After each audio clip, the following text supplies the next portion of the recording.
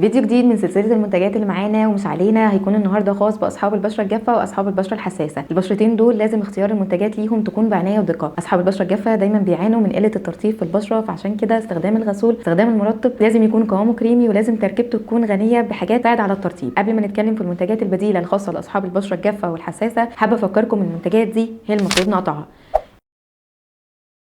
اول المنتجات البديله اللي هنتكلم فيها هتكون خاصه باصحاب البشره الجافه، وهي منتجات الغسول. منتجات الغسول اللي معانا النهارده بتتميز ان قوامها كريمي، المواد المرطبه فيها عاليه، زي غسول شان، غسول سترالاين انتاج شركه حياه، دراكون الازرق، غسول مويس. كل دول بيتميزوا ان ترطيبهم عالي، هينضفوا وفي نفس الوقت ان هم هيرطبوا البشره من غير ما يسببوا لها جفاف. اما المرطبات اللي هتكون معانا النهارده برده هتكون من نفس المنتجات دي، مرطب سترالاين، مرطب شان، مرطب انفينيتي مويسترايزنج كريم، ورابع مرطب معانا هيكون سكين سايد بالهيالورونيك اسيد، وده تركيبته غنيه جدا بالحاجات المرطبه اللي فعلا هتشوفي معاه فرق من اول استخدام. الثلاث غسولات دول دراكون الاحمر، انفينيتي، توبي جنت الاحمر، كل دول هيتميزوا ان هم مناسبين لاصحاب البشره الحساسه، فيهم مواد هتقلل وتهدي تهيج البشره. قبل ما نختم فيديو النهارده حابه اتكلم عن المنتجين دول، سيكا لاب انتاج شركه حياه، ونولا فير. المنتجين دول بيتميزوا ان هم هيرطبوا ويقللوا تهيج البشره اللي بيحصل بعد استخدام الديرما رولر او استخدام جلسات الليزر او التقشير. نولا فير بيتميز ان انت تقدري تستخدميه على جرح او حرق، هيقلل الالم ويقلل التهيج اللي بيحصل. سيكا لاب كريم تقدري تستخدميه بعد لسعه الفرن والحروق البسيطه. وكده يكون كلامنا خلص في فيديو النهارده، وانتظرونا في فيديوهات تانية كتير.